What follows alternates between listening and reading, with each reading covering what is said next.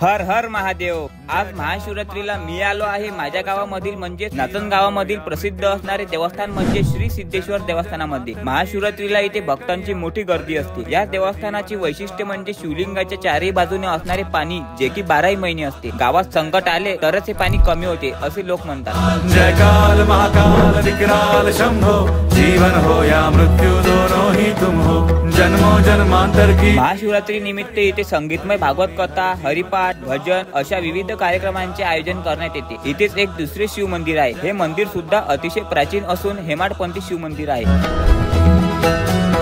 इथेच आपल्याला प्रभू श्री राम, लक्ष्मणजी, सीता माता व श्रीराम भक्त हनुमानजी यांचे दर्शन होते। इथले दर्शन घेऊन मी पोहोचलो नाचनगाव पुलगाव रोड वरील रामलल्ला हनुमान मंदिरामध्ये। इथे आपल्याला हनुमानजी यांच्या सुंदर अशा रूपाचे दर्शन होते व इथेच आपल्याला भव्य शिवलिंगाचे दर्शन होते। तर हा ब्लॉग कसा वाटला ते कमेंट मध्ये नक्की सांगा आणि असेच ब्लॉग बघण्यासाठी मला फॉलो करा।